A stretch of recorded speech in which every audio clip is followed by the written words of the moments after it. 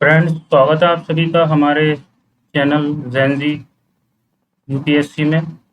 आज हमारी ये पॉलिटी की दूसरी क्लास होगी और आज जो हमारा टॉपिक है वो है संविधान सभा एवं संविधान निर्माण प्रक्रिया। किस तरीके से कॉन्स्टिट्यूएंट असेंबली बनी और फिर उसने कॉन्स्टिट्यूशन किस तरीके से बनाया, उसके बारे में हम आज जो है डिस्कस करेंगे। ठीक है, जैसे कि आपको पता है कि हमने पूर्वावलोकन और लक्ष्मीकांत और एनसीईआरटी बेस्ड हमने क्लासेस स्टार्ट की हैं। यूपी पीसीएस 2026 जो दिसंबर में है, 6 दिसंबर को, आप लोगों को पता ही होगा। ठीक है, तो उसी के देखते हुए हमने ये स्टार्ट किया है। दो क्लासेस हो चुकी हैं। पहली क्लास में मैंने समझाया था किस चैप्टर से किस किस सब्जेक्ट से कितने क्वेश्चन आते हैं, कितने मार्क्स से क्वेश्चन आते हैं, वो मैं समझा चुका हूँ। अगर वो वीडियो नहीं देखी है तो उसको आप देख लेना जा करके। दूसरी एक वीडियो पॉलिटी फर्स्ट की मैं डाल चुका हूँ यूट्यूब चैनल पर। आपने अगर वो नहीं देखी है तो वो देख लेना, मैं लिंक डिस्क्रिप्शन में डाल दूंगा। तो चलिए शुरू करते हैं बगैर देर की किए। तो ये है हमारा संविधान सभा एवं संविधान निर्माण प्रक्रिया पूर्वावलोकन। संविधान सभा संविधान बना किस तरीके से, उसके बारे में हम डिस्कशन करेंगे आज। ठीक है, तो जो हमारा पहला टॉपिक है वो है संविधान सभा की मांग में कैबिनेट मिशन 1946 तक। 1946 तक किस तरीके से चीजें हुई उसके बारे में हम जानेंगे। वर्ष 1922 से अगर हम बात करें तो वर्ष 1922 में महात्मा गांधी ने भारत के लोगों द्वारा स्वतंत्र रूप से चुने गए प्रतिनिधियों के माध्यम से व्यक्त इच्छाओं पर आधारित शासन व्यवस्था स्वराज की बात एक वक्तव्य में कही थी। हालांकि इसमें संविधान सभा प्रत्यक्ष और संदेश उल्लेख नहीं था। ये एक बात की थी 1922 के दौरान। ठीक है, असहयोग जब चल रहा था आंदोलन, उस टाइम की बात है। उस टाइम गांधी जी ने किसी एक वक्तव्य में ये बात कही थी। इंग्लिश मीडियम वाले बच्चे इधर देख लेना। उसके बाद है भारतीयों की ओर से संविधान सभा के लिए योजना और औपचारिक प्रस्ताव सर्वप्रथम 1934 में रांची में किसने दिया? स्वराज पार्टी ने रखा। ये क्वेश्चन आएगा कि सबसे पहले किसने रखा था? The plan and the formal proposal of the constituent assembly on behalf of Indians was presented for the first time by the Swaraj party Ranchi. कब दिया था? 1934 में, रांची में। ठीक है, इस चीज को ध्यान रखना है। फिर उसके बाद एक क्वेश्चन ये भी कई बार आया है एग्जाम में कि सबसे पहले किसने दिया था। अगर व्यक्ति का नाम पूछ ले तो वो एम एल रॉय थे, उन्होंने इसका दिया था। भारतीय राष्ट्रीय कांग्रेस के स्तर पर भी पहली बार स्वराज पार्टी के बाद पटना में 1934 में संविधान निर्माण के लिए औपचारिक रूप से संविधान सभा की मांग की गई, जिसकी पुष्टि कांग्रेस के 1936 के फैजपुर अधिवेशन में हुई थी। ठीक है, तो ये 1936 में फैजपुर अधिवेशन हुआ था, उसमें जो है कांग्रेस ने फर्स्ट टाइम ये इसे औपचारिक रूप से जो है इसकी पुष्टि की थी। उसके बाद है पहली बार ब्रिटिश सरकार ने भारतीयों को अपना संविधान स्वयं बनाने के अधिकार को स्वीकृति 1940 के अगस्त प्रस्ताव में दी थी। ठीक है, 1940 में एक अगस्त प्रस्ताव हुआ था, तो उसमें ये स्वीकृति दी गई थी। उस टाइम पे क्या थे, अंग्रेज भारतीयों से कोशिश कर रहे थे कि भारतीयों को द्वितीय विश्व युद्ध में उनके सैनिक जो है हमारा सहयोग करें, सैनिक भेजें। तो ये सहयोग चाह रहे थे। ठीक है, कंट्री ठीक है, अपना फायदे की चीजें चाह रहे थे अंग्रेज।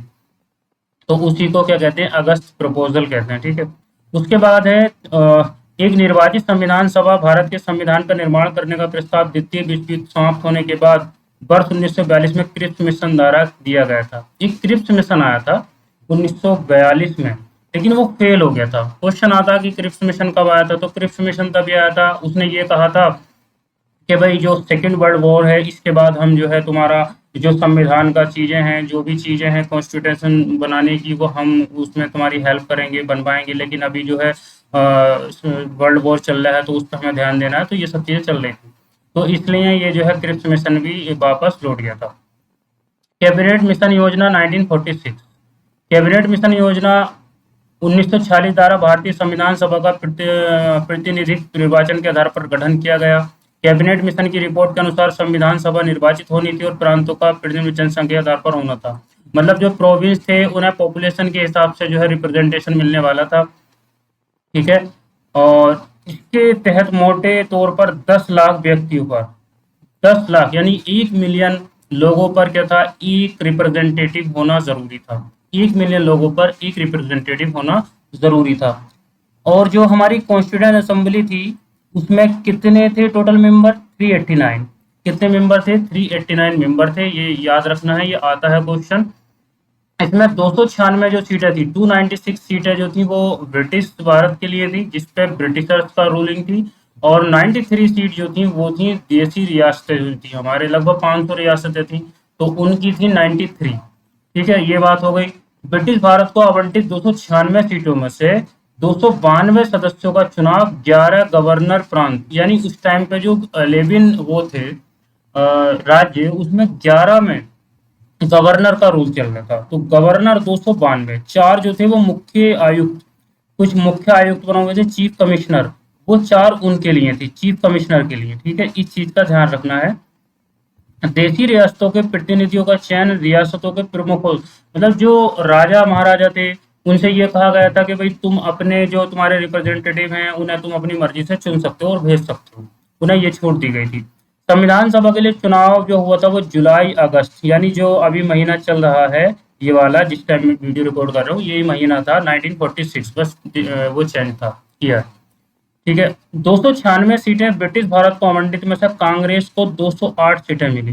कांग्रेस को इसमें कितनी सीटें मिली थी? 208 सीटें मिली। मुस्लिम लीग को 73, और जो अन्य थे स्वतंत्र रूप से जो लड़ रहे थे उन्हें 15 सीटें मिली। तो कुल मिला के 208 कांग्रेस को मिली और 73 मुस्लिम लीग को, 73 और अन्य को मिली 15। तो ये भी पूछ लेता कि भाई 296 में जो ब्रिटिशर्स को अलॉट की गई थी उसमें कांग्रेस को कितनी मिली, मुस्लिम लीग ने कितनी मिली, तो ये स्टेटमेंट बना देगा। ठीक है, तो इस चीज़ का आपको ध्यान रखना है।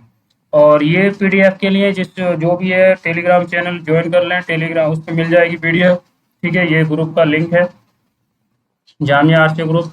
उसके बाद है बच्चों संविधान सभा का गठन एवं प्रथम बैठक और उसके उद्देश्य प्रस्ताव में क्या क्या चीजें हुई थी उसके बारे में हम डिस्कस करने वाले हैं।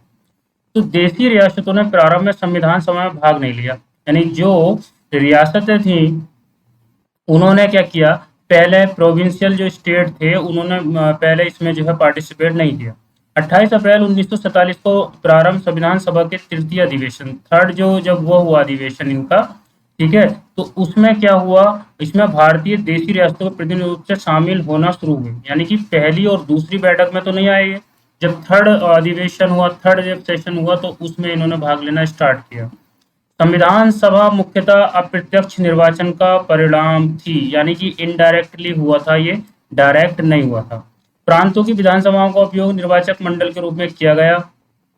ये निर्वाचक बहस मत अधिकार नहीं था, यानी कि ये जो था एडल्ट फ्रेंचाइजीज नहीं था, ये वैसे ही था डायरेक्टली। 1935 के अधिनियम के अनुसार मताधिकार कर शिक्षा और संपत्ति के अधिकार पर सीमित थे, यानी कि जो 1935 का जो एक्ट मैंने बताया था उसमें क्या था, उसमें एक तो वोटिंग का और क्या कहते हैं एजुकेशन का और जो प्रॉपर्टी थी उसके बहुत ही सीमित लेवल पे अधिकार दिए गए। 20 नवंबर 1946 को वायसराय ने निर्वाचित प्रतिनिधियों को आमंत्रित किया। वे 9 दिसंबर 1946 को संविधान सभा की पहली बैठक हुई। तो 9 दिसंबर 1946 को पहली बैठक होती है और उसके अध्यक्ष बनते हैं सच्चिदानंद सिन्हा।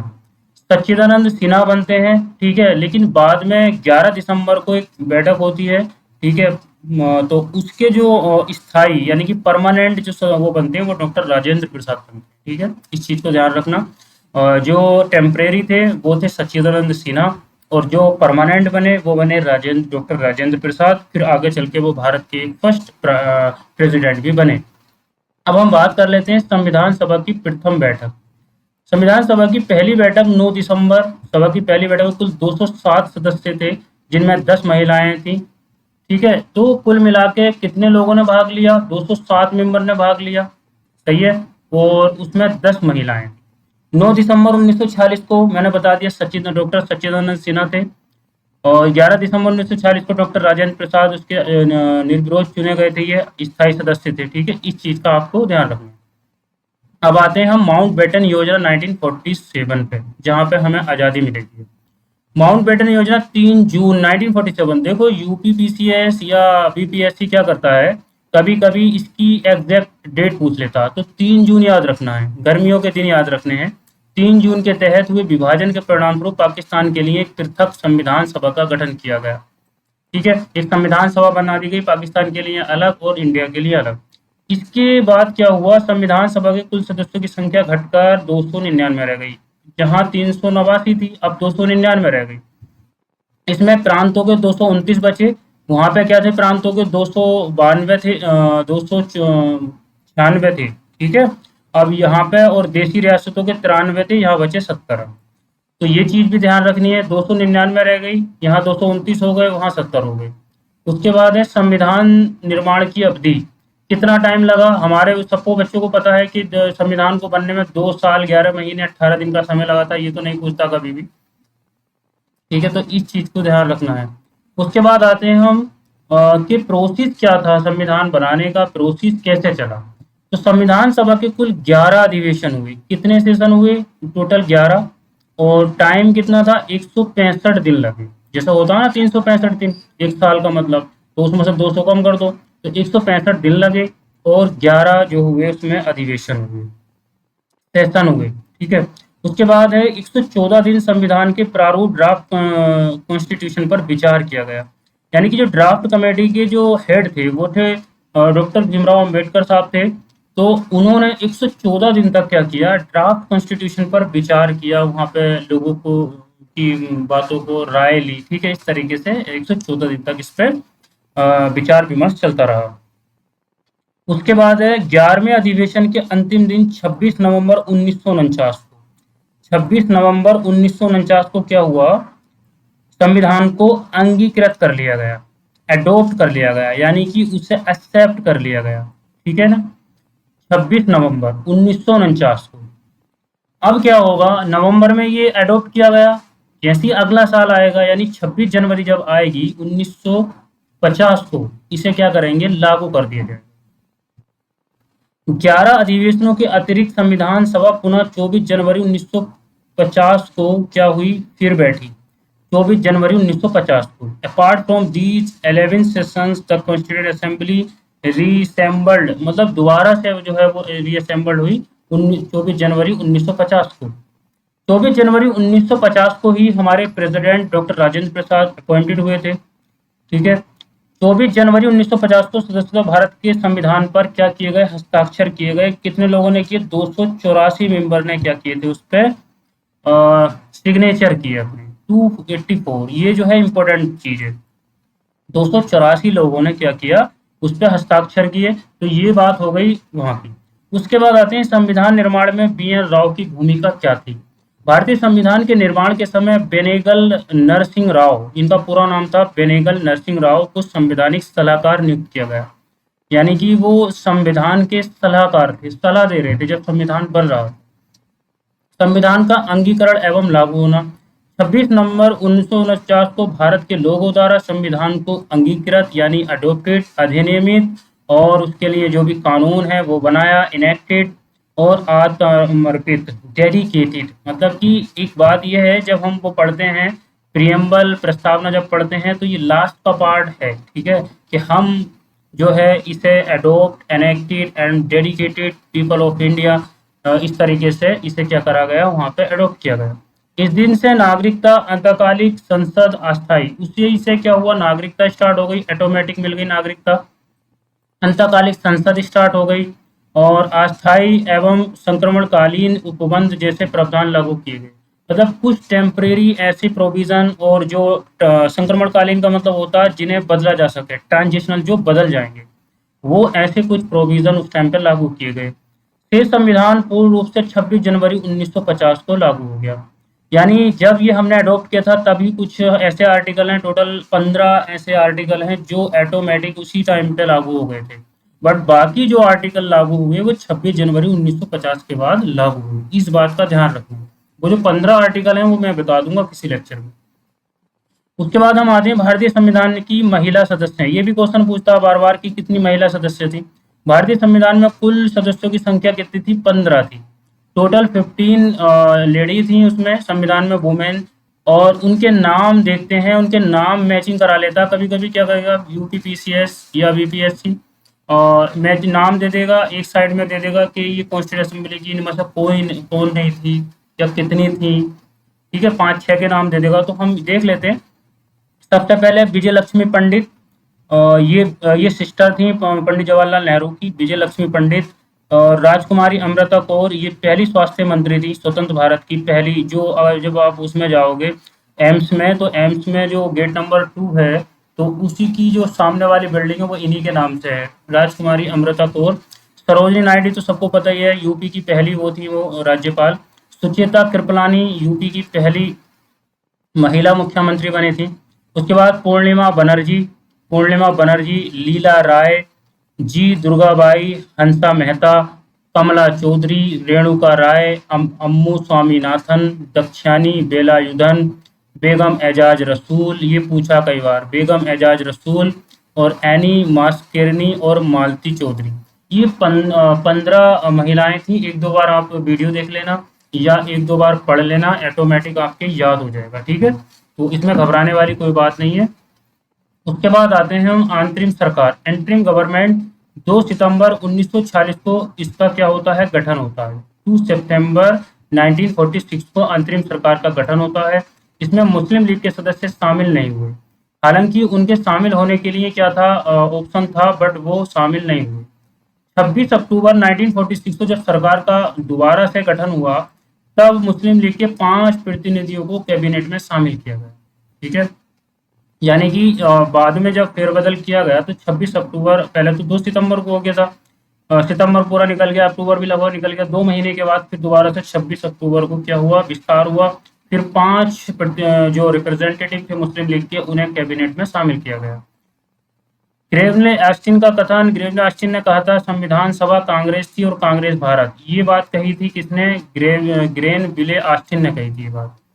तो ये तो हो गया भाई हमारा थ्योरी। अब हम ये देख लेते हैं एंट्रीम गवर्नमेंट और हमारा जो फर्स्ट कैबिनेट थी फ्री इंडिया, यानी स्वतंत्रता के बाद, उसमें भी क्वेश्चन पूछे जाते हैं अक्सर। तो मैं बता देता हूँ किसके पास कौन सा पोर्टफोलियो था, यानी कौन सा डिपार्टमेंट किसके पास था, कौन सा मंत्रालय किसके पास था। तो पहले हम बात करेंगे एंट्रीम गवर्नमेंट की। एंट्रीम गवर्नमेंट में पंडित जवाहरलाल नेहरू, ये vice president of executive council, ठीक है, एग्जीक्यूटिव काउंसिल के उपाध्यक्ष थे ये। एक्सटर्नल अफेयर इनके पास क्या था, एक्सटर्नल अफेयर्स थे, कॉमनवेल्थ रिलेशन इनके पास थे। कुल मिलाकर 3 डिपार्टमेंट इनके पास थे। वल्लभ भाई Patel, home, information and broadcasting इनके पास था, यानी कि होम मिनिस्ट्री और इंफॉर्मेशन और ब्रॉडकास्टिंग, जो भी इंफॉर्मेशन है प्रांतों में क्या हो रहा है, राज्यों में, वो सब वल्लभ भाई पटेल के पास था। उसके बाद बलदेव सिंह डिफेंस, यानी उनके वो रक्षा मंत्री थे। बलदेव सिंह को ऐसे याद रख सकते हो, वो बदला लेते थे सबसे, जो भी युद्ध करता था। तो बलदेव सिंह डिफेंस हो गए। उसके बाद डॉक्टर जॉन मथाई, ये इंडस्ट्रीज एंड द सप्लायर्स थे, यानी कि जो भी उद्योग धंधे चल रहे थे वो जॉन मथाई देख रहे थे। उसके बाद सी राजगोपालाचारी ये एजुकेशन मिनिस्टर थे, सी राजगोपालाचारी एजुकेशन मिनिस्टर थे, ठीक है। उसके बाद है C H Bhabha, work mines and power. Bhabha के पास क्या था, वर्क था, कार्य यानी खान, और पावर जो एनर्जी का जो सोर्सेज थे, जो माइंस थी, वो सब किसके पास था, सी एच भाभा के पास। Rajendra Prasad food and agriculture, इनके पास क्या था, फूड एंड एग्रीकल्चर था। बाद में जब ये राष्ट्रपति बनेंगे, ठीक है, इस चीज़ का ध्यान रखना। उसके बाद है आसफ अली, ये थे रेलवे। आसफ अली के पास क्या था, रेलवे था। जगजीवन राम के पास लेबर था। और लियाकत अली के पास फाइनेंस, लियाकत अली जो थे उनके पास क्या था, फाइनेंस मिनिस्ट्री थी। टीटी चुंद्रीगढ़ के पास था कॉमर्स। अब्दुल रब निस्तार के पास था कम्युनिकेशन। और गजनफर अली खान के पास था हेल्थ। और जोगेंद्र नाथ मंडल के पास था लॉ। अब देखो यहाँ पे होगा क्या, गजनफर अली खान का भी चेंज होगा, जोगेंद्र नाथ मंडल का भी चेंज होगा, तो कुछ लोगों के पोर्टफोलियो चेंज होंगे जब क्या कहते हैं, ये फ्री इंडिया के बाद जब कैबिनेट बनेगी, यानी जी जब अंग्रेज चले जाएंगे, स्वतंत्र हो जाएगा भारत, पाकिस्तान अलग हो जाएगा, उसके बाद जो बनेगा कैबिनेट, उसकी बात हम अब करेंगे। पहले ये जो थी इसमें मुस्लिम लीग के भी सदस्य थे, अब यहाँ से क्या होगा, मुस्लिम लीग के सदस्य हट जाएंगे। तो अब हम देखते हैं जवाहरलाल नेहरू जी के पास क्या है, ये प्राइम मिनिस्टर बन जाएंगे, देश के पहले प्रधानमंत्री। एक्सटर्नल अफेयर्स इनके पास बना रहेगा जो पहले भी था, और कॉमनवेल्थ भी रहेगा, रिलेशन। अब इनके यहाँ पे क्या होगा, साइंटिफिक रिसर्च से जुड़ जाएगा, उस टाइम पे इनके पास नहीं था। तो जो मेन मेन डिपार्टमेंट मंत्रालय होते हैं वो प्रधानमंत्री के पास ही होते हैं। उसके बाद सरदार वल्लभ भाई पटेल के पास क्या आ जाएगा, होम तो था ही इनके पास पहले से, इंफॉर्मेशन एंड ब्रॉडकास्टिंग और स्टेट आ जाएंगे। यानी कि अब इनको जो है स्टेट देखने के लिए कहा जाएगा। स्टेट इसलिए कहा जाएगा क्योंकि ये अब जितनी भी रियासतें थी उन्हें शामिल करेंगे, ठीक है। तो उसके बाद है doctor Rajendra Prasad, food and agriculture same है इनका, चेंज नहीं हुआ है, पहले भी इनके पास यही था, फूड एंड एग्रीकल्चर, खाद और कृषि था इनके पास। डॉक्टर राजेंद्र प्रसाद ये बिहार के रहने वाले हैं, किशनगंज के, ठीक है, इस चीज़ का ध्यान रखना, बीपीएससी पूछ सकता है। मौलाना अबुल कलाम आज़ाद एजुकेशन मिनिस्टर बन जाते हैं यहाँ पे। और वहाँ पे कौन थे एजुकेशन मिनिस्टर, वहाँ पे थे राजगोपालाचारी। अब राजगोपालाचारी यहाँ से हट जाते हैं और इधर आ जाते हैं Maulana Abul Kalam Azad, new member. Doctor John Mathai यहाँ पे रेलवे एंड ट्रांसपोर्ट आ जाता। और पहले क्या था इनके पास, जॉन मथाई के पास इंडस्ट्रीज थी एंड सप्लाईज। उसके बाद सरदार बलदेव सिंह डिफेंस, सेम है बिल्कुल, चेंज नहीं हुआ है, पहले भी इनके पास यही था। श्री जगजीवन राम लेबर ही था, ठीक है, और ये रिमेन इनका सेम है। सी एच भाभा यहाँ पे कॉमर्स आ जाता, पहले भाभा के पास क्या था, एनर्जी था और एनर्जी वगैरह था, ठीक है। तो वर्क था, माइंस था, लेकिन यहाँ पे कॉमर्स हो गया, चंडीगढ़ से लेके कॉमर्स दे दिया। उसके बाद मिस्टर रफ़ी अहमद किदवई, कम्युनिकेशंस आ गया इनके पास। रफ़ी अहमद किदवई के पास पहले था, रफ़ी अहमद किदवई तो थे ही नहीं इसमें, ठीक है। तो रफ़ी अहमद किदवई के पास आ गया यहाँ पे communication, Rafi Ahmed Kidwai new member हैं। उसके बाद है राजकुमारी अमृता कौर, हेल्थ मैंने बता दिया, हेल्थ पहले गजनफर अली खान के पास था। डॉक्टर भीमराव अम्बेडकर लॉ जोगेंद्र पाल के पास था, जोगेंद्र नाथ मंडल के पास था पहले। श्री आर के षणमुखन शेट्टी ये फाइनेंस संभालते हैं, षणमुखन शेट्टी। पहले फाइनेंस जो था वो लियाकत अली के पास था, तो लियाकत अली से लेकर के किसके पास आ गई है अब, श्री आर के षणमुखन शेट्टी के पास। Doctor Shyama Prasad Mukherjee industry and supplier बन जाते हैं, इंडस्ट्री एंड सप्लायर। पहले इंडस्ट्री और सप्लायर जॉन मथाई के पास था, ये मिल जाता है श्यामा प्रसाद मुखर्जी को। और श्री एन बी गाडगिल इन्हें पर्सन माइंस एंड पावर मिल जाता है। तो ये न्यू मेंबर, टोटल कितने न्यू मेंबर जुड़े, न्यू मेंबर आए यहाँ पे 7 मेंबर जुड़े न्यू, ठीक है। तो ये आपको ध्यान रखना है, ये क्वेश्चन आता है तो 1-2 बार वीडियो और देख लेना, उसके बाद ये नोट्स पढ़ लेना, ऑटोमेटिक आपको याद हो जाएंगे। अब हम चलते हैं क्वेश्चन आंसर पे। ये तो मैं बता चुका हूँ, विजय लक्ष्मी पंडित ये सब इनके नाम मैं बता चुका हूँ, ठीक है। मैंने एक अच्छी उसमें फॉर्म में वो नोट्स बना रखे हैं जो उसमें दिए होते हैं। अब हम आते हैं भारत के के लिए संविधान की रचना हेतु संविधान सभा का विचार सर्वप्रथम किसने प्रस्तुत किया था, कांग्रेस पार्टी ने, स्वराज पार्टी ने। हमने बताया था स्वराज पार्टी ने 1934 में, ठीक है। मैंने बताया था अभी नोट्स में बताया था कि स्वराज पार्टी ने बताया था रांची में, जो इनकी स्वराज पार्टी का एक वो हुआ था, तो उसमें स्वराज पार्टी 1996 में पूछा था ये IAS प्री में। उसके बाद है स्वतंत्रता के पूर्व के दिनों में प्रारंभ में किसने संविधान निर्माता सभा का विचार प्रस्तुत, MN रॉय, सबको पता है, इसकी वो देख लेना आप एक बार एक्सप्लेनेशन। उसके बाद हम आते हैं बच्चों, किसने कहा था संविधान सभा अकेले ही देश के लिए स्वदेशी संविधान का निर्माण कर सकती है, किसने कहा था ये, कि संविधान सभा अकेले ही देश के लिए स्वदेशी संविधान के निर्माण कर सकती है तथा सही मायने में और पूरी तरह से लोगों की इच्छा का प्रतिनिधित्व कर सकती है। ये बात कही थी महात्मा गांधी जी ने। महात्मा गांधी ने 1939 में हरिजन पत्रिका में लिखी एक लेख, द ओनली वे में कहा था संविधान सभा अकेले ही देश के लिए एक स्वदेशी संविधान का निर्माण कर सकती है तथा सही मायने में और पूरी तरह से लोगों की इच्छा का प्रतिनिधित्व कर सकती है। तो कब लिखी थी हरिजन, ये लिखी थी 1939 में। इस चीज का आपको ध्यान रखना है, MPPCS पूछ चुका है 2022 में इस क्वेश्चन को, इंपॉर्टेंट क्वेश्चन है। उसके बाद हम आते हैं दूसरे क्वेश्चन पे, एक निर्वाचित संविधान सभा द्वारा भारत के संविधान का निर्माण करने का प्रस्ताव किया गया था, तो क्रिप्स मिशन ने किया था। क्रिप्स मैंने बताया था, क्रिप्स मिशन आया था कब, जब द्वितीय विश्व युद्ध चल रहा था, तो ये जो थी फेल हो गया था क्रिप्स मिशन। पहली बार ब्रिटिश सरकार ने भारतीयों को अपना संविधान स्वयं बनाने के अधिकार को स्वीकृति 1940 के अगस्त प्रस्ताव में के तहत दी थी तथा फिर एक निर्वाचित संविधान सभा द्वारा भारत के संविधान का निर्माण करना द्वितीय विश्व युद्ध समाप्त होने के पश्चात सर्वप्रथम क्रिप्स मिशन 1942 द्वारा किया गया था। क्रिप्स मिशन 1942 में आया था और अगस्त प्रस्ताव 1940 में हुआ था। ठीक है। उसके बाद है क्रिप्स मिशन के प्रस्तावों के संदर्भ में। अब क्रिप्स मिशन के बारे में हम पढ़ते हैं। क्रिप्स मिशन में हुआ क्या था। तो संविधान सभा में प्रांतीय विधानसभाओं और साथ ही भारतीय रियासतों का नामांकित सदस्य होंगे, नामित सदस्य होंगे। नहीं, ऐसा नहीं था। रियासतों से तो नामित होते होते लेकिन विधानसभाओं से निर्वाचित होते। ठीक है, ये बात कही गई थी। नया संविधान स्वीकार करने के लिए जो भी प्रांत तैयार नहीं होगा उसे यह अधिकार होगा कि अपनी भावी स्थिति के बारे में ब्रिटेन के साथ अलग संधि पर हस्ताक्षर करे। अंग्रेजों ने ये कहा था, जो रियासत वाले थे उनसे ये कहा था, भाई या तो तुम स्वतंत्र रह सकते हो, या पाकिस्तान के साथ जा सकते हो, या इंडिया के साथ जा सकते हो। तो इसमें दूसरा आंसर हमारा बी केवल सही होगा और पहला हमारा क्या हो जाएगा, गलत।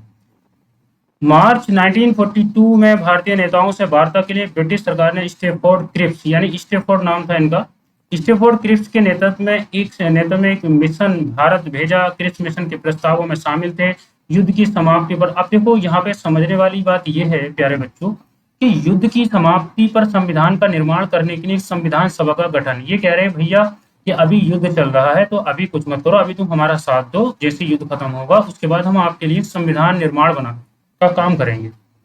एक बात तो हो गई ये। दूसरी थी, संविधान सभा में प्रांतीय विधानसभाओं द्वारा निर्वाचित सदस्य। देखो मैंने बताया था कि यहाँ निर्वाचित सदस्य होंगे जो विधानसभा होंगी स्टेट की, तथा भारतीय रियासतों से नामित होंगे, वो अपनी मर्जी से चुन सकते हैं। भारत को क्या मिलेगा, डोमिनियन दर्जा। डोमिनियन का मतलब ये है कि रहोगे अंग्रेजों के अंडर में, सरकार तो चलाओगे पर तुम्हारे ऊपर अंग्रेज रहेंगे, तो उसका मतलब होता है डोमिनियन। यदि कोई प्रांत नया संविधान स्वीकार करने के लिए तैयार ना हो तो वो क्या करेगा, अपना अलग वो संघ पृथक संविधान बना सकेगा, तथा उसे ये अधिकार होगा कि वे अपनी भावी स्थिति के बारे में ब्रिटिश सरकार से अलग संधि पर हस्ताक्षर करें। तो ये बातें थी। ठीक है, तो इसलिए क्या हुआ था, ये फेल हो गया था। एक तो डोमिनियन इसमें कि भाई तुम अंडर में रहोगे अंग्रेजों के। दूसरी चीज ये जो रियासत थी उन्हें पूरी इन्होंने वो दे दी थी छूट के तुम कहीं भी रहो, स्वतंत्र रहो, कैसे भी करो। तो इससे क्या था, अंग्रेज फूट डालने की कोशिश ही कर रहे थे, तो इसलिए क्रिप्स मिशन फेल हो गया था। उसके बाद हम आते हैं नेक्स्ट क्वेश्चन पे। इन व्यक्तियों में से कैबिनेट मिशन का सदस्य नहीं था। अब यहाँ पे कैबिनेट मिशन का सदस्य कौन नहीं था, देखो स्टेफोर्ड क्रिप्स तो था, पैथिक लॉरेंस भी था, एबी अलेक्जेंडर भी था, विलियम वुड नहीं था। कौन नहीं था, विलियम वुड। ये आते हैं क्वेश्चन, ध्यान रखना 2015 प्री में पूछा है लोअर में। कैबिनेट मिशन मार्च 1946, 24 इसकी डेट याद रखना, 24 मार्च 1946 को याद। ठीक है, ये भी पूछा है यूपीपीसीएस, अब डेट भी पूछ रहा। तो 24 मार्च 1946 में भारत पहुंचा। इस मिशन के सदस्य स्टेफोर्ड क्रिप्स ब्रिटिश सरकार के निकाय बोर्ड ऑफ ट्रेड के अध्यक्ष थे। यानी ब्रिटिश जो गवर्नमेंट चल रही थी इंग्लैंड में, उसमें एक ट्रेड बोर्ड था, उसके ये क्या थे, अध्यक्ष थे। पैट्रिक लॉरेंस भारत सचिव थे, यानी जो सेक्रेटरी ऑफ स्टेट एक वो आया था 1858 के तहत, सेक्रेटरी ऑफ स्टेट जो इन्होंने एक पद सृजित किया था, तो वो जो थे सचिव वो थे पैट्रिक लॉरेंस, वे इंग्लैंड में बैठते थे। और एबी अलेक्जेंडर जो थे वो थे नौसेना के मंत्री ब्रिटेन में। तो ये भी पूछ लेगा, ऑप्शन दे देगा कि भाई पैट्रिक लॉरेंस क्या थे, ये सचिव थे, क्या थे, इस तरीके से। अलेक्जेंडर ब्रिटेन के नौसेना मंत्री थे, और क्रिप्स जो थे, जो हेड थे इनके, वो ट्रेड के अध्यक्ष भी थे वहां पे। इस चीज का आपको ध्यान रखना, इंपॉर्टेंट क्वेश्चन है ये। उसके बाद आते हैं हम नेक्स्ट क्वेश्चन पे। कैबिनेट मिशन योजना के अंतर्गत संविधान निर्मात्री परिषद में प्रत्येक प्रांत को आवंटित सदस्य संख्या निर्धारित करने के लिए एक प्रतिनिधि कितनी संख्या के अनुपात पर था। मैंने बताया 10 लाख, ये बता चुका हूँ नोट्स में। मैंने जो एकदम आपको कलरफुल नोट्स दिए हैं शुरू में, उसमें बता चुका हूँ कि 10 लाख पे जो था एक प्रतिनिधि चुना जाना था। ठीक, उसके बाद आती है बात नेक्स्ट क्वेश्चन की। भारतीय संविधान सभा का गठन किया गया था भारत सरकार अधिनियम 1935 के तहत, क्रिप्स योजना के तहत, कैबिनेट मिशन योजना के तहत 1946। अभी बताया मैंने 3 व्यक्ति थे उसमें कैबिनेट मिशन योजना में, और मार्च 1946 को यह आया था। संविधान सभा का निर्माण किस योजना के तहत, कैबिनेट मिशन योजना पढ़ चुके हैं हम। 1946 में अंतरिम सरकार में कार्यपालिका परिषद के उप सभापति कौन थे, मैंने बताया था वाइस प्रेसिडेंट थे ये, उप सभापति डॉक्टर जवाहरलाल नेहरू। 24 अगस्त 1946 को अंतरिम सरकार की राष्ट्रीय घोषणा इस व्यवस्था को साथ की गई कि अंतरिम सरकार 2 सितंबर 1946 को कार्यभार संभालेगी। देखो ये इसकी जो अंतरिम गवर्नमेंट थी वो 24 अगस्त 1946 को तो घोषणा हुई इसकी, मतलब डिक्लेयर कर दी गई कि भाई एक सरकार होगी। लेकिन ये अगस्त कार्यभार कब संभाला इसने? 2 सितंबर 1946 को। तो ये डेट इंपॉर्टेंट हो जाती है, इस डेट को याद रखना है। उसके बाद है, निम्नलिखित में से कौन अगस्त 1946 में गठित प्रथम अंतरिम राष्ट्रीय सरकार का सदस्य नहीं था? अब देखो पूछ लिया, यूपीपीसीएस 2010 में पूछ लिया इसने। तो मैंने बताया था राजगोपालाचारी तो थे, उसके बाद डॉक्टर राजेंद्र प्रसाद भी थे, उनपे क्या कृषि था, उनपे खाद्य और कृषि। राधा कृष्णन नहीं थे, डॉक्टर जगजीवन राम भी थे, उनपे क्या था, लेबर था। सही है। तो यहाँ पे डॉक्टर एस राधा कृष्णन नहीं थे। मैं बता चुका हूँ दोनों, वो जो अभी मैंने यहाँ पे आपको बताया है कि ये वाली चीज, इसे ध्यान से देख लेना, ठीक है। उसके बाद आते हैं हम कैबिनेट मिशन योजना के आधार पर 24 अगस्त 1946 की घोषणा के तहत नव निर्वाचित सभा 2 सितंबर को इसने अपना कार्यभार संभाला। राजगोपालाचारी शिक्षा मंत्री, डॉक्टर राजेंद्र प्रसाद शिक्षा मंत्री, एजुकेशन मिनिस्टर थे राजगोपालाचारी, ठीक है। और फिर उसके बाद जो थे राजगोपालाचारी के बाद फिर अबुल कलाम आजाद जी को, जो है मौलाना जी को एजुकेशन मिनिस्टर बना दिया जाएगा, स्वतंत्र भारत की पहली जो सरकार बनेगी। उसके बाद है 1946 में बनी अंतरिम सरकार में डॉक्टर राजेंद्र साहब, मैं बता चुका हूँ भैया, खाद एवं कृषि था इनके पास। देखो वो नोट्स आपने पढ़ा होगा तो क्वेश्चन आराम से कर दोगे, कोई भी क्वेश्चन गलत नहीं होगा। 24 अगस्त को इन्होंने घोषणा करी, 2 सितंबर को कार्यभार संभाल लिया। बार बार ये चीज आ रही है, 17वीं बीपीएससी में पूछ चुका 2024 में, हो सकता है कुछ बदल के इसे पूछ ले। प्रथम अंतिम राष्ट्रीय सरकार की घोषणा कब की गई थी? देखो यहाँ पे घोषणा पूछ ली 24 अगस्त, है ना। ये डेट बड़ी इंपॉर्टेंट हो जाती है। यहाँ पे देखो 24 अगस्त, 25 अगस्त, 22 अगस्त, 23 अगस्त, बिल्कुल जो पीपीसीएस प्री 2022 में पूछा, बिल्कुल नजदीक वाली डेट है। तो अगर आपको क्वेश्चन ठीक करना है तो डेट को भी याद रखना पड़ेगा। कॉन्सेप्चुअल अंडरस्टैंडिंग के साथ साथ फैक्चुअल अंडरस्टैंडिंग बहुत जरूरी है। तो 24 अगस्त और 2 सितंबर याद रख लो, बार बार मैं बता चुका हूँ, याद भी हो गई होगी। एंड देन उसके बाद हम आते हैं प्यारे बच्चों, यहाँ पे थोड़े से टफ क्वेश्चन आ जाते हैं। आईएएस 2007 में आया है बेवेल योजना के बारे में। बेवेल योजना को भी बहुत पूछता है। बेवेल योजना के अनुसार कार्यकारी परिषद में हिंदू और मुस्लिम सदस्यों की संख्या समान होनी थी। क्या ये बात सही है?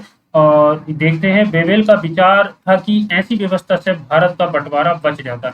भाई देखो, अंग्रेज कभी ये नहीं सोच सकते कि भारत का बंटवारा बच जाए, वो तो खुद चाह रहे थे बंटवारा हो जाए इस तरीके से। ये तो यहाँ पे जो है कथन तो सही है, पहली बात तो सही है कि बेवेल योजना के अनुसार कार्यकारी परिषद में हिंदू और मुस्लिम सदस्यों की संख्या समान होनी चाहिए, ये बात बेवेल ने कही थी। बट उसका ये विचार नहीं था कि भाई बंटवारा बच जाएगा, इससे ऐसा होगा, ये बात गलत है। तो इसका ऑप्शन क्या हो जाएगा? सी सही हो जाएगा। अब इसकी एक्सप्लेनेशन हम पढ़ लेते हैं। अक्टूबर 1943 में, अक्टूबर 1943 याद रखना है आपको, लिन लिथिगो के स्थान पर आर्कबॉल्ड बेबेल, पूरा नाम था इसका आर्कीबॉल्ड बेबेल, वायसराय तथा गवर्नर जनरल नियुक्त किया गए। वे भारतीय संवैधानिक गतिरोध को दूर करने के उद्देश्य से मई 1945 में लंदन गए। वहां उन्होंने भारतीय प्रशासनिक के संबंध में ब्रिटिश सरकार के विस्तार से बात की, तो कुछ प्रस्ताव रखे। जून 1945 में उन प्रस्तावों को बेबेल योजना के नाम से सार्वजनिक किया गया। यानी कि ये जो थे, जब यहाँ के वो बने वायसराय, तो ये फिर वहां पे गए, जो प्रॉब्लम चल रही थी संविधान को लेकर के कि भाई संविधान कैसे बनेगा, कैसे बनाया जाएगा, उस पर बहुत ज्यादा डिस्कशन हो रहे थे, बहुत ज्यादा प्रॉब्लम क्रिएट हो रही थी। तो ये डिस्कशन करने गए लंदन में। तो वहां पे फिर जून 1945 में इन्होंने जो भी इनकी प्रपोजल थे उसको बेबेल योजना के नाम से जाना गया।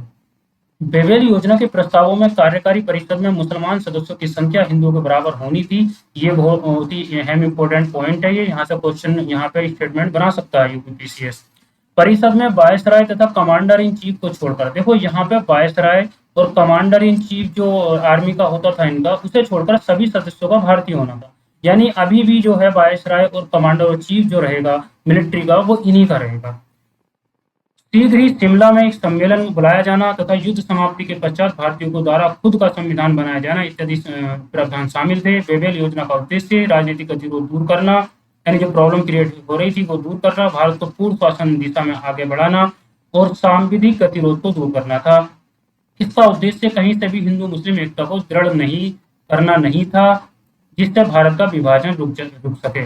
मतलब कि इनका कहना यह था कि भाई जो प्रॉब्लम चल रही है, जो गतिरोध चल रहा है, वो तो दूर हो जाए, और जो पूर्ण शासन ये चाहते हैं कि वो पूर्ण शासन भी इन्हें मिल जाए, बट इन्होंने कभी भी ये पहल नहीं की बेबल्कि कि वे बंटवारा रुक जाए, ऐसा इन्होंने नहीं किया। तो इसकी एक्सप्लेनेशन आपको ध्यान से पढ़ लेनी है।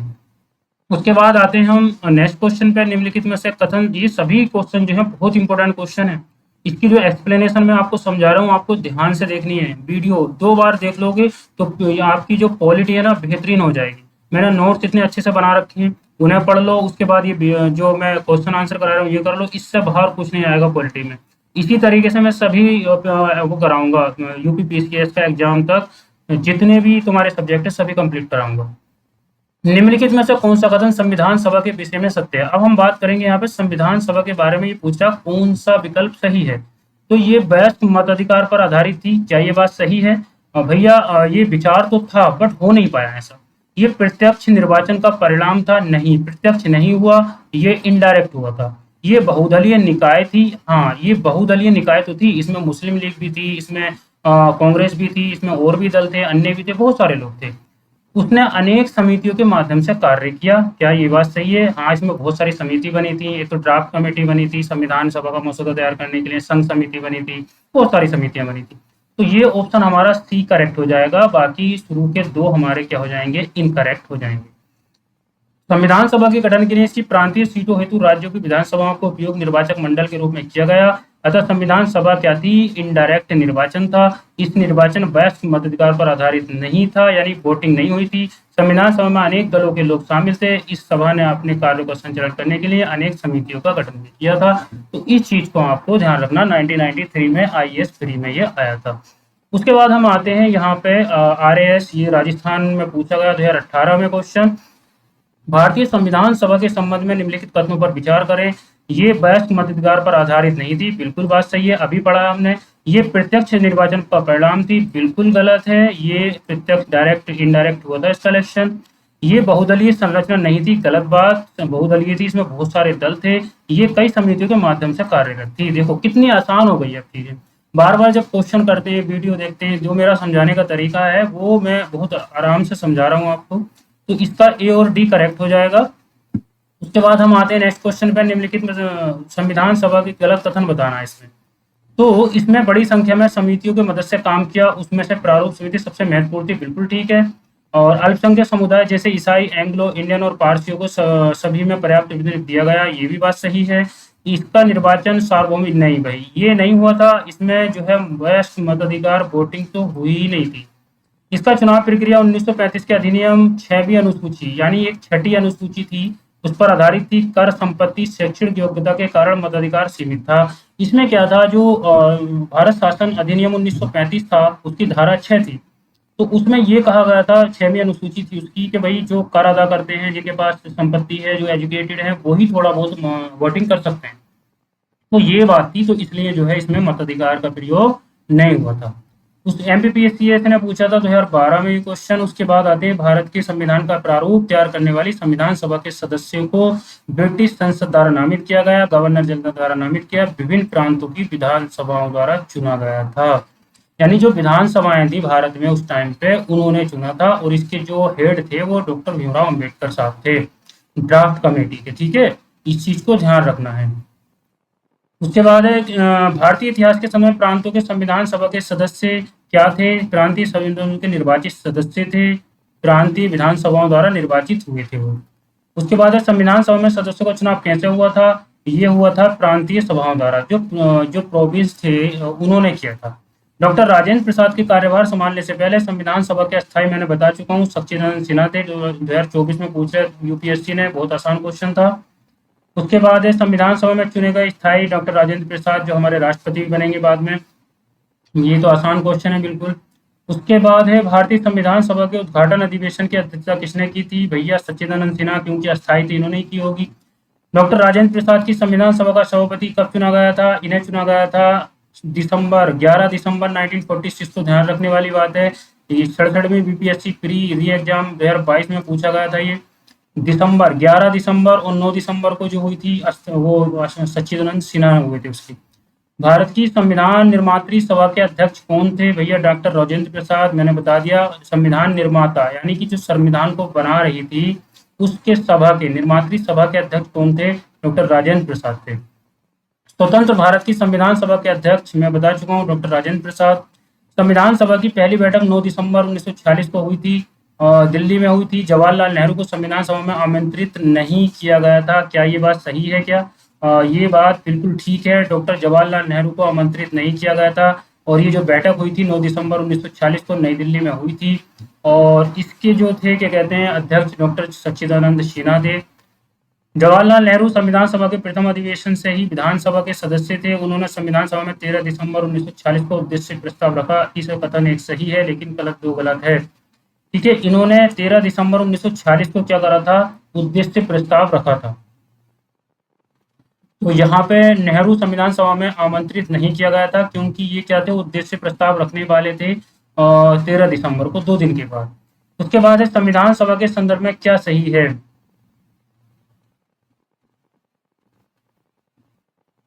संविधान सभा की पहली बैठक 9 दिसंबर 1946 को हुई थी। ठीक है, बिल्कुल। इसके प्रथम स्थायी नहीं थी, ये अस्थायी थे, तो ये गलत हो जाएगा। मुस्लिम लीग ने संविधान सभा की पहली बैठक का बहिष्कार किया। हाँ, पहली बैठक का मुस्लिम लीग ने क्या किया था? बहिष्कार किया था। छत्तीसगढ़ कृषि 2022 में ये क्वेश्चन पूछा जा चुका है, तो इसका ध्यान रखना।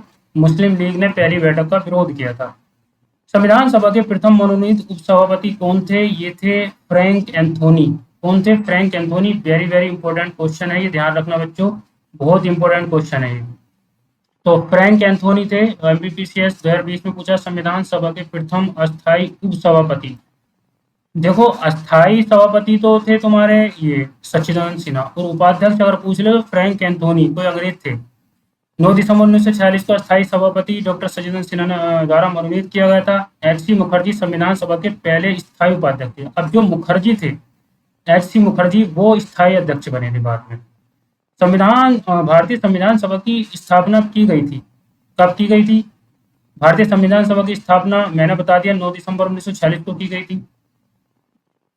उसके बाद है बच्चों संविधान की प्रथम बैठक 9 दिसंबर, ये तो सबको याद हो गया होगा। 9 दिसंबर, बार बार 9 दिसंबर आ रहा है। उसके बाद जवाहरलाल नेहरू ने भारत की संविधान सभा की किस बैठक में उद्देश्य प्रस्ताव रखा था? इन्होंने रखा था पांचवी बैठक में। 13 दिसंबर 1946 को भारत की संविधान सभा के प्रथम अधिवेशन की 5वीं बैठक में जवाहरलाल नेहरू ने उद्देश्य प्रस्ताव रखा था, जिसने संविधान के निर्माण में सटीक दर्शन, मार्ग, सिद्धांत प्रदान किया। बाद में भारत के संविधान की प्रस्तावना का रूप लिया। इसी ने यही किया था, उद्देश्य प्रस्ताव। ठीक है, इसी से क्या हुआ? प्रियम्बल का रूप बना। तो 5वीं याद रखना, 5वीं बैठक में भाग लिया था इन्होंने। उसके बाद है भारत में को एक संविधान देने का प्रस्ताव संविधान सभा द्वारा पारित किया गया था जनवरी 22, 1947 को। भारत को एक संविधान देने का प्रस्ताव संविधान सभा ने कब पारित किया था? 22 जनवरी 1947 को। 26 जनवरी 1947 को क्या हुआ? हम वो बनाते हैं, ठीक है। तो उसी से पहले 22 जनवरी 1947 को संविधान देने का उद्देश्य प्रस्ताव पारित कर दिया गया। जो इन्होंने प्रस्तुत किया था 13 दिसंबर को, उसे 22 जनवरी यानी कि 4 दिन पहले उसे पारित कर दिया गया। संविधान सभा के सम्मुख संविधान की प्रस्तावना का प्रस्ताव किसने रखा था? ये जवाहरलाल नेहरू ने रखा था। संविधान सभा में उद्देश्य प्रस्ताव जवाहरलाल नेहरू।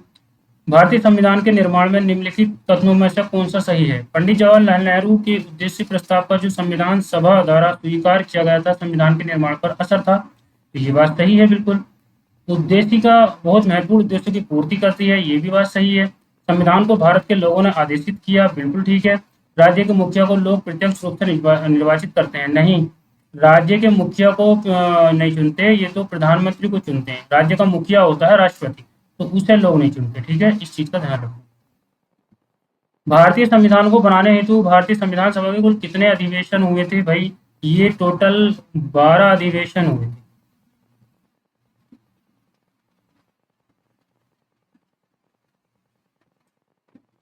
लेकिन यहाँ पे ये इन्होंने क्या करा है,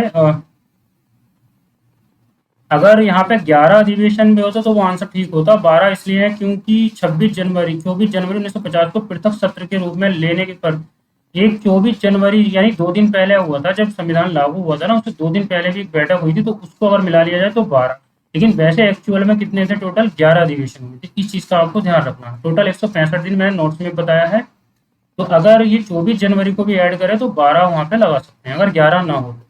उसके बाद है भारत की संविधान सभा की अंतिम बैठक सही तिथि को बताइए। अंतिम बैठक भाई हुई थी 2 दिन पहले हुई थी, संविधान लागू होने से 2 दिन पहले हुई थी। इसी दिन राष्ट्रपति को चुना गया था, 24 जनवरी 1950।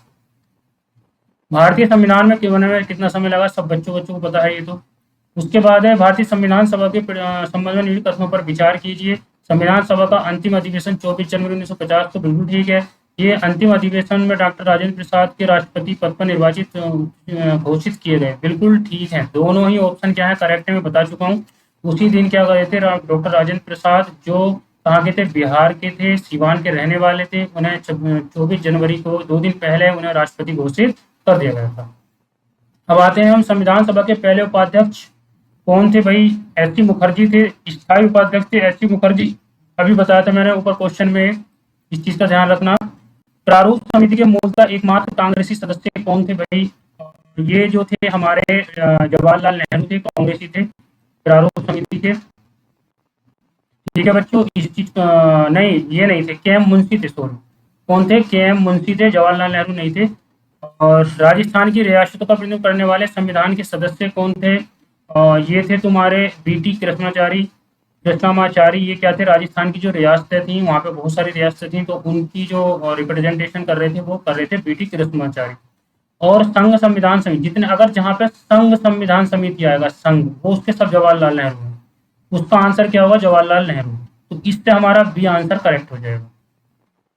तो संविधान के पहले उपाध्यक्ष कौन थे, ये एस सी मुखर्जी। अगर पूछ लेता यहाँ पे अस्थाई यानी टेम्परेरी, तो वो थे कोई एंथोनी करके थे, अभी ऊपर पड़ा था। प्रारूप समिति के एकमात्र कांग्रेसी सदस्य के एम मुंशी थे, इन्होंने पहली बार विचार दिया था संविधान बनाने का। संविधान की रियासतों का बी टी कृष्णाचारी थे, ये सब हो गया।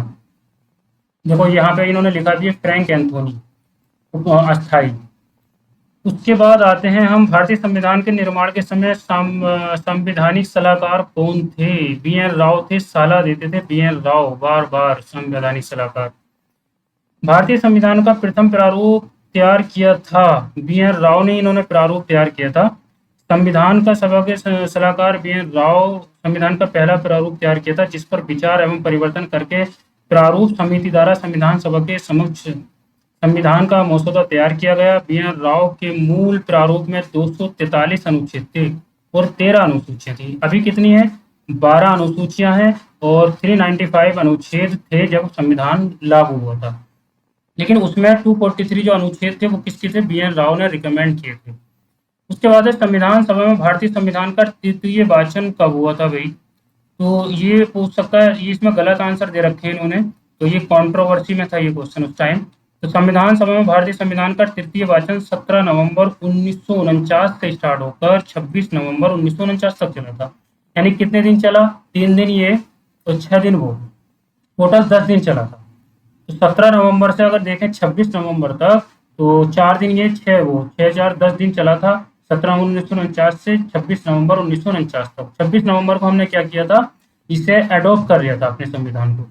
भारतीय संविधान का संविधान पूर्ण रूप से कब तैयार हुआ था भाई, ये 26 नवंबर 1949 को तैयार हो गया था, तभी हमने इसे एक्सेप्ट कर लिया था। 2 बार क्वेश्चन पूछा जा चुका है ये, तो अभी भी पूछा जा सकता है, ये क्वेश्चन आते हैं नोट करके बस। उसके बाद है हमारा भारतीय संविधान को सभा द्वारा अंगीकृत, मैंने बता दिया 26 नवंबर, याद रखना 26 नवंबर, 26 नवंबर, ये है 26 जनवरी 1950 लागू हो गया था। उसके बाद भारतीय संविधान को 26 जनवरी दिन लागू करने का निर्णय लिया गया, क्योंकि कांग्रेस इस तिथि को 1930 में स्वतंत्रता दिवस के रूप में मनाया था। यानी कि कांग्रेस का एक लाहौर अधिवेशन हुआ था 1929 में, ठीक है, लाहौर अधिवेशन में ये बात रखी गई थी, तो उस टाइम पे हमने ये बनाया था 26 जनवरी 1930 को हमने घोषणा करी थी, तो इसलिए हम गणतंत्र दिवस 26 जनवरी 1930 को हमने ये मनाया था, इसलिए हम मनाते हैं। उसके बाद है ये लाहौर अधिवेशन, देखो मैंने बताया था दिसंबर 1929 में पूर्ण स्वराज की घोषणा की थी। इसमें क्या हुआ था, पूर्ण स्वराज की घोषणा की थी उस दिन।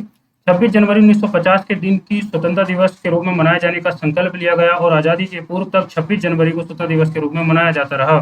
परंतु भारत 15 अगस्त 1947 को स्वतंत्र हो गया और तब से प्रत्येक वर्ष 15 अगस्त को स्वाधीनता दिवस के रूप में मनाया जाने लगा, जबकि स्वतंत्रता प्राप्ति के पश्चात 26 जनवरी की तिथि को अविस्मरणीय बनाने हेतु भारतीय संविधान को पूर्णतः 26 जनवरी 1950 को लागू किया गया।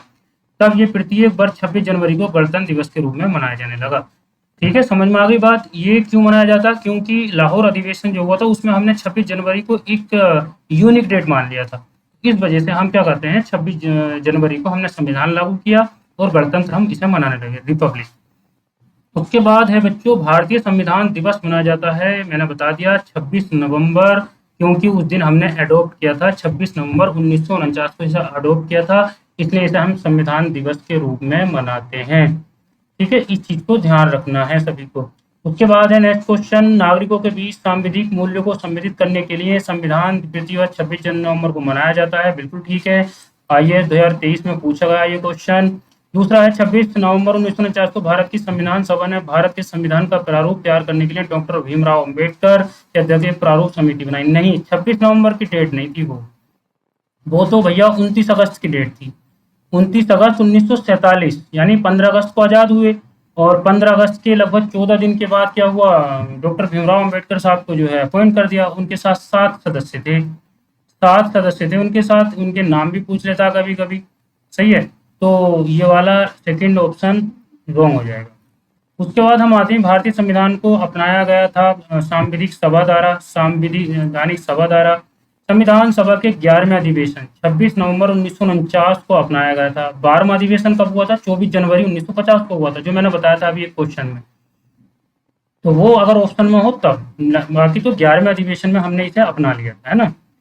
उसके बाद है, भारतीय संविधान को 26 नवंबर 49 को किसके द्वारा अधिनियमित किया गया था? संविधान सभा द्वारा। भाई ये तो ये कितनी बार पूछेगा, 26 नवंबर देखो कितनी बार आ गया। उसके बाद है अब इसे कलानुक्रम में लगाना हमें। देखो ऐसे क्वेश्चन यूपीपीसीएस बहुत पूछ रहा है आजकल, कि भाई जो है इसे क्रोनोलॉजिकल ऑर्डर में लगा दो, इसे क्रम से लगा दो, कोई कौन सी घटना पहले हुई थी, तो इसमें डेट याद रखना बहुत ज़रूरी है।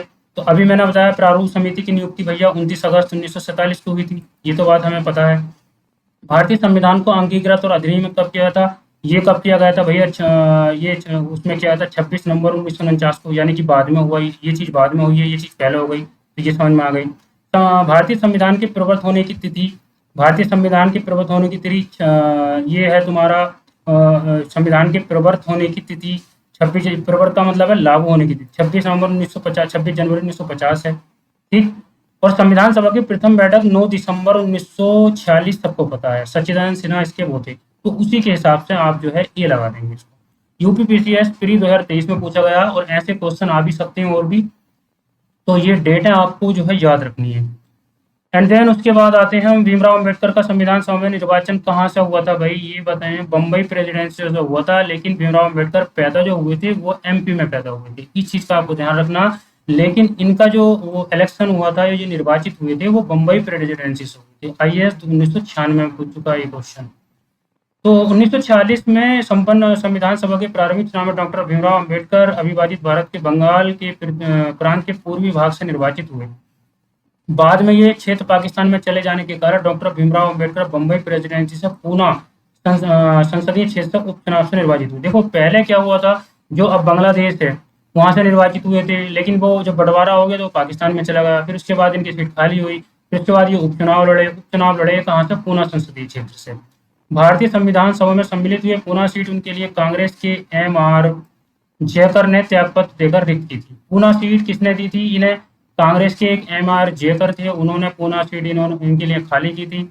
पश्चिम बंगाल है, फिर भी अब इस विकल्प नहीं हो सकते, क्योंकि डॉक्टर भीमराव अंबेडकर पूर्वी बंगाल में प्रथमतः निर्वाचित हुए थे, तो उन्होंने बम्बई प्रेसिडेंसी से। अब देखो यहाँ पे एक्सप्लेनेशन पढ़ने से बहुत सारी चीजें क्लियर हो जाती हैं।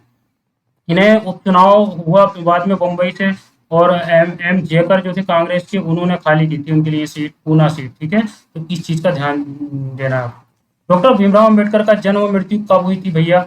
देखो ये एमपीपीसीएस ने पूछ लिया, क्यों पूछा? क्योंकि एमपी में ये पैदा हुए थे, तो 1891 में पैदा हुए।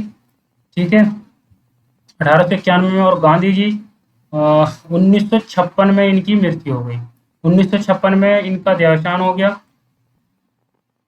गांधी जी कब आए थे? गांधी जी वहां से जो आए थे 1893 में, सॉरी 1893 में गए थे गांधी जी अफ्रीका वकालत करने, वकालत पढ़ने गए थे, और 1916 में 15 में वापस आए थे, इस चीज का ध्यान रखना। यानी कि गांधी जी के अफ्रीका जाने से 2 साल पहले ही पैदा हुए थे डॉक्टर भीमराव अम्बेडकर, 1891 में। और 1956 में यानी जब राज्यों का पुनर्गठन हो रहा था तब इनकी क्या हो गई, डेथ हो गई थी। तो भारतीय संविधान निर्माण में मुख्य भूमिका निभाने वाले डॉक्टर भीमराव अंबेडकर का जन्म 14 अप्रैल 1891 को महू 1891 को महू, अब अंबेडकर नगर, मध्य प्रदेश में हुआ था। एक जगह है मध्य प्रदेश में अम्बेडकर नगर, पहले उसका नाम था महू। और मृत्यु 6 दिसंबर 1956 को दिल्ली में हुई, यानी कि इनकी जो डेथ हुई वो 6 दिसंबर 1956 को दिल्ली में हुई। उसके बाद आता है तृतीय गोलमेज सम्मेलन के विचार विमर्श की परिणित भारत सरकार अधिनियम 1935 को पारित के रूप में तैयार हुई। बिल्कुल ठीक है। भारत सरकार अधिनियम 1935 ने ब्रिटिश भारत के सूबों और भारतीय रियासतों के एक संघ पर आधारित ऑल इंडिया फेडरेशन के गठन का उपबंध किया, लेकिन ये लागू कभी नहीं हुआ। मैंने बताया था पहले लेक्चर में कि फेडरेशन की भी बात की गई थी भारत शासन अधिनियम 1935 में, बट लागू कभी भी नहीं हुआ है। तो दोनों ही ऑप्शन इसमें सही हो जाएंगे। IAS प्री 2009 में ये पूछी गई थी बात। उसके बाद नेक्स्ट क्वेश्चन है हमारा, और भारत का संविधान देश की आवश्यकताओं की पूर्ति करता है, क्या ये बात सही है? हाँ, ये बात सही है। भारत संविधान देश की आवश्यकताओं, भैया देश को जो भी आवश्यकता होगी, कोई परेशानी होगी तो संविधान का ही सहारा लेगा इंसान। इसको एक गृहीत संविधान कहा जाता है, गृहीत।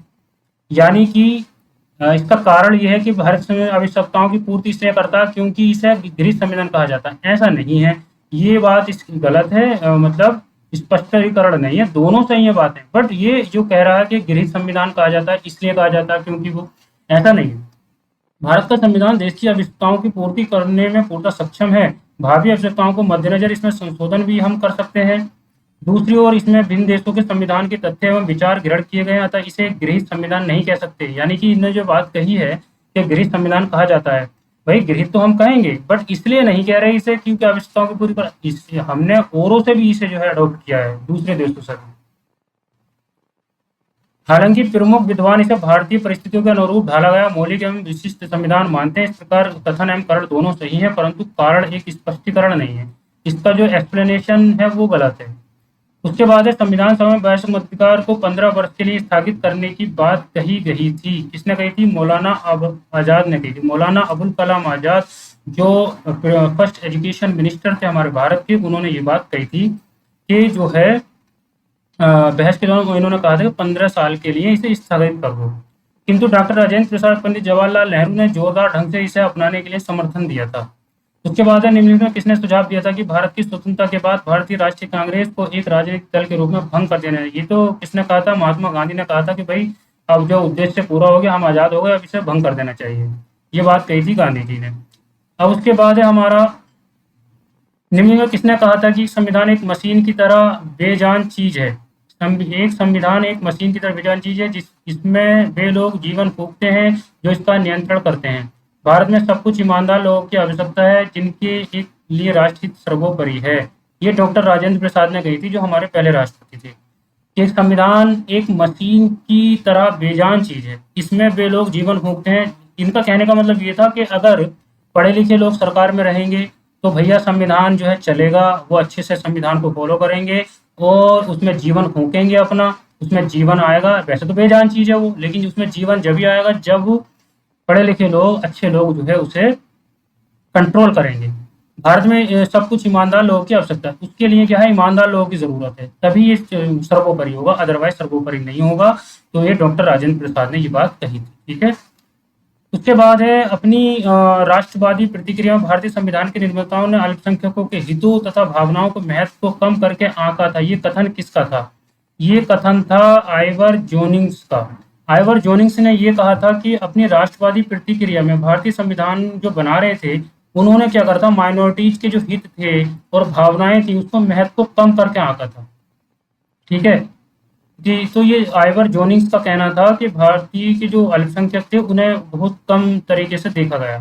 किसने कहा था? संविधान सभा कांग्रेस की थी और कांग्रेस भारत था। ये मैंने बता दिया था, ऑस्टिन ने कहा था। ये शुरू में ही मैंने बताया था नोट्स में, ऑस्टिन ने कहा था कि संविधान सभा कांग्रेस थी और कांग्रेस ही भारत था उस टाइम। तो भारत संविधान सभा में कुल कितनी महिलाएं शामिल थी? भैया देखो क्वेश्चन आ गया, 15 के मैंने नाम बताए थे नोट्स में और ये यहाँ पे आ भी गया। भारतीय संविधान सभा में होने वाली कुल महिलाएं 15 थी। इनमें कुल 10 महिलाओं ने 9 दिसंबर 1946 को संविधान सभा की पहली बैठक में भाग भी लिया था। 5 तो मुस्लिम लीग की होंगी, इधर उधर चली गई होंगी, तो 10 ने भाग लिया था। तो ये थी हमारी आज की पॉलिटी की सेकंड क्लास। आई होप कि आपको समझ में आई होगी बच्चों। और अगर कोई चीज़ समझ में नहीं आई हो तो आप मुझे बता सकते हैं कमेंट में, अपने मुझे सजेशन दीजिए और मैं किस तरीके से आपको अच्छे तरीके से पढ़ा सकता हूँ और नोट्स कितने अच्छे तरीके से और मैं आपके लिए बना सकता हूँ। ठीक है, तो सजेशन दीजिए। और अगर आपको ये मेरी वीडियो पसंद आई है, पसंद आ रही है, तो आप जो है लाइक कीजिए, सब्सक्राइब कीजिए और दूसरे अपने दोस्तों को शेयर कीजिए, क्योंकि 6 दिसंबर को यूपीपीसीएस का एग्ज़ाम है, काफ़ी इंपॉर्टेंट एग्ज़ाम है। तो इसके लिए आपको ढिलाई बिल्कुल भी नहीं बरतनी है, ध्यान देना है। जो चीज़ें मैं समझा रहा हूँ एक्सप्लेनेशन, उसको ध्यान से सुनना है। और जब भी क्लास देखो तो डायरी लेके बैठो, अपना जो भी A4 साइज पेपर है उसे लेकर के बैठो। जो भी इंपॉर्टेंट चीज़ें मैं बता रहा हूँ उन्हें लिखो। और इस पीडीएफ को जो है मैं डिस्क्रिप्शन उसमें डाल दूंगा लिंक, उससे आप डाउनलोड करेंगे। और ठीक है, मिलते हैं अगली वीडियो में, तब तक के लिए थैंक यू।